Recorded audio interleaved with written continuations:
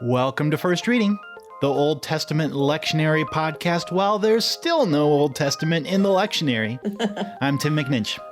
And I'm Rachel Wren. That's funny every time, even though I know you're going to say it. So if you've been playing along, you'll know that during the Easter season, when the lectionary has readings from Acts in the place of the Old Testament, boo, we have been doing a series that highlights the presence of the Old Testament between the lines in the Gospel or even the Epistle readings.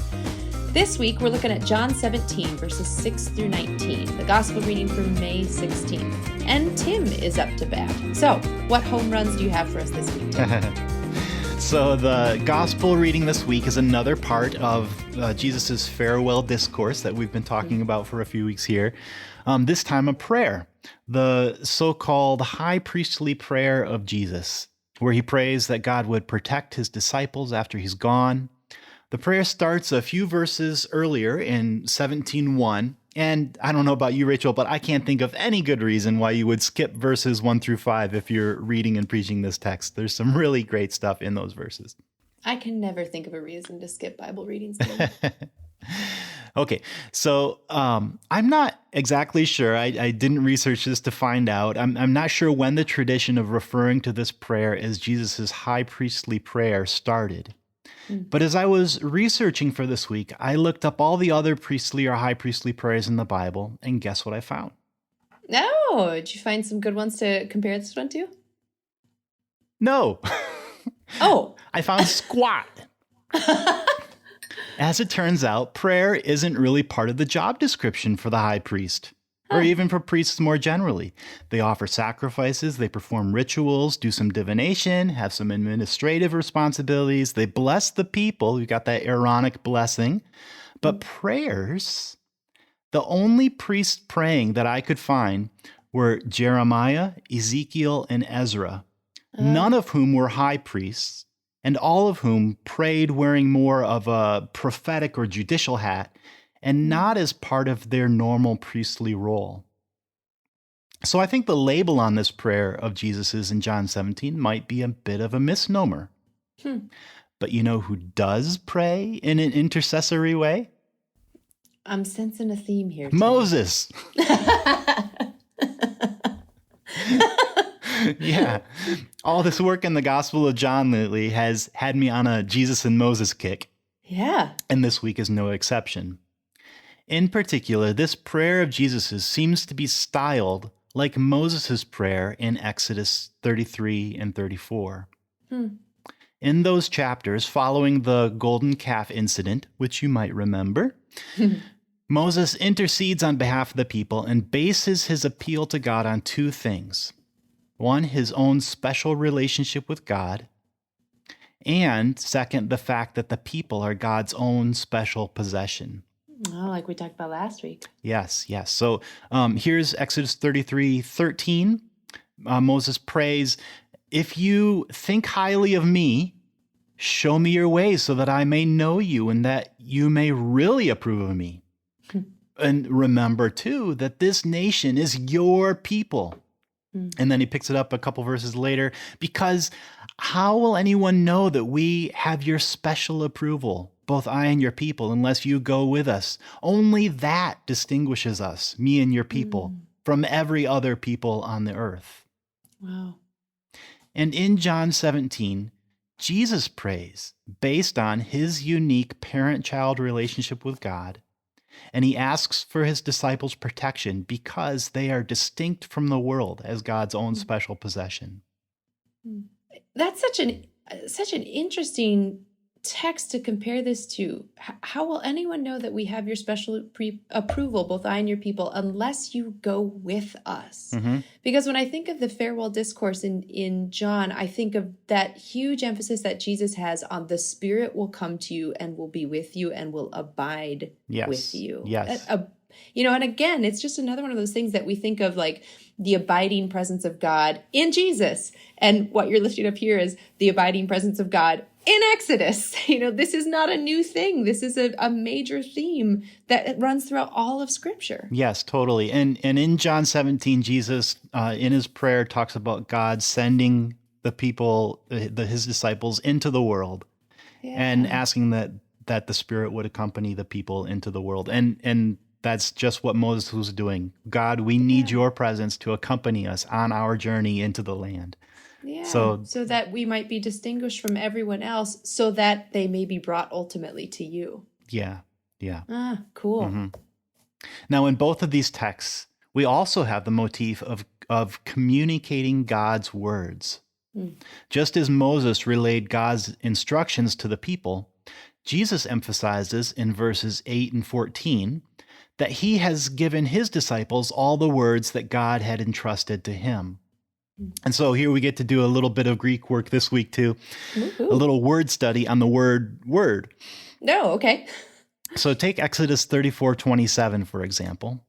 Okay. After Moses had shattered the first copy of the 10 Commandments, the 10 words, he intercedes successfully for God to spare the people and accompany them in their journey to the land. And God instructs Moses to make a new copy of the 10 words. In Exodus 34:27, it says, "The Lord said to Moses, 'Write these words, for in accordance with these words, I've made a covenant with you and with Israel.'" In Hebrew, both times God uses the word words, it's the expected Hebrew, dvarim. Hmm. Y'all out there might remember that davar is a flexible word in Hebrew with a range of meaning from word to thing to topic to commandment. But in the Septuagint of Exodus 34:27, which would have been the author of John's Bible, the Greek translation uses two different words for the word words. Hmm. First, we get "write these words," taremata, words in the sense of utterances, commands. For on the basis of these words, this time ton logon, Hmm. I have made our covenant.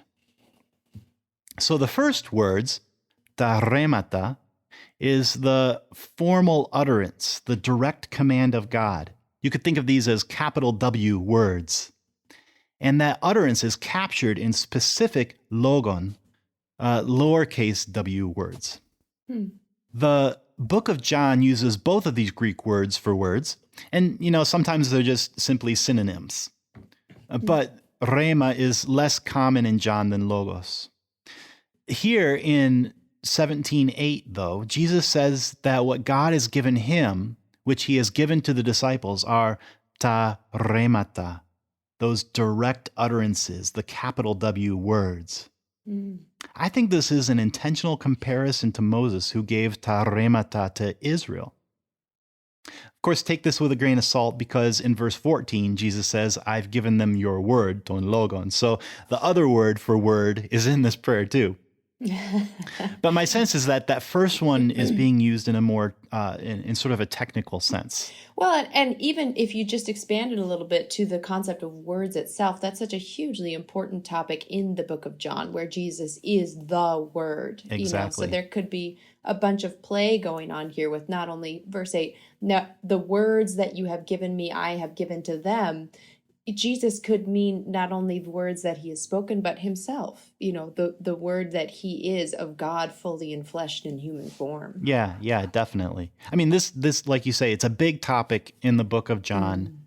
And again, it's a way that Jesus is sort of patterned according to Moses's template, Yeah. in the way that Moses was the bearer of God's words to Israel. Yeah. Mm-hmm. Okay, there's one more Moses resonance here that I want to bring out. Okay. In the first few verses of the chapter, Jesus talks about the intimacy of his relationship with God, about glorifying God and being glorified by God. Oh, I see where you're going. In Exodus 34, one of the markers of Moses' special relationship with God was that when he would speak with God in God's presence, his face would become radiant. Yeah. And afterwards, he had to wear a veil because his face glowed with the glory of God. Being with God made Moses' face glare. So in John 17, Jesus also speaks about being glorified. How? By being in God's presence. Mm. Now, I think John is saying more about Jesus than that he's simply like Moses. Well, definitely, because you would think if that were the case, that you'd have a transfiguration account in the book of John, and there's no transfiguration with the glowing face of Jesus in Mm-hmm. it. So anyway, sorry for interrupting. Go on. Yeah, so we get a little bit of that here. But John sees Jesus as more than another Moses. Yeah. I think in John's theology, Moses sort of prefigures Jesus. What Moses did for Israel as a human messenger from God, Jesus has done in spades as the divine Son. Mm. But seeing the kind of Mosaic shape, to use your term, of Jesus's prayer in John 17 does something to the way we preach this text. Mm. I think that it helps us see the continuity between Jewish faith and the Gospel of John. Yeah. This is important because, as we talked about before, John is notorious as a book that disparages the Jewish leaders of Jesus' day, often simply referring to them as the Jews. Mm. And John's Gospel's been used through the ages to support anti-Judaism and even outright anti-Semitism and violence against Jews. So I think it's helpful to see how the author of John is not advocating a kind of Christian supersessionism where Christianity replaces Judaism and Christians replace Jews as God's people. Instead, John sees Jesus operating in continuity with the faith of Moses and sort of re-energizing it as the divine Son of God. So there's a building upon what came before, not a supplanting of what came before. Yeah. As chapter 1 says, Jesus is not grace instead of law. His coming is grace upon grace. Oh, so the first grace refers to Moses. Yes. And the second grace refers to Jesus. So, see, like I said before, this is one of my favorite verses. And you referenced this last time, but I didn't understand what you meant. And now I do. Grace upon grace, Jesus following upon Moses. That's awesome. That is it in a nutshell right there. Now, scholars will still argue back and forth about how successful John is in framing Jesus in that way. Sure. But when we preach texts from John, it's important, I think, to emphasize that continuity that John was shooting for, especially given the history of how this book has been used against Jews in a world dominated by Christians in the time since Jesus. Yeah. So, in a sermon on the prayer of Jesus in John 17, I wouldn't call it his high priestly prayer. I would call it Jesus' Mosaic intercession. Nice. Jesus used Moses as a good example of how to pray for God's people. And if Moses was successful in his intercession as a prophet, as God's friend, who was glorified in God's presence, how much more can we be confident that Jesus' prayer on our behalf as the divine Son is effective as Jesus entrusts to us those remata, those words of God, as Jesus' own representatives in the world. Oh, I love that. I love that, especially because this is the text where Jesus not only prays for the disciples, but prays for those who will come after them. That's us. So, yeah, exactly. You're putting us, and so just that idea of if Moses was successful, how much more so would be Jesus's prayer on our behalf. That's just beautiful. Oh, folks, this is such a good one. There's so many important things about teaching this and preaching this about, as Tim said, supersessionist use of the book of John, when really this is an inter-Jewish discussion and not an anti-Jewish discussion. So take this and run with it. There's a lot here, and I just hope your sermons will be grace upon grace for the people in your community. But thank you, Tim, for your great work this week, as always.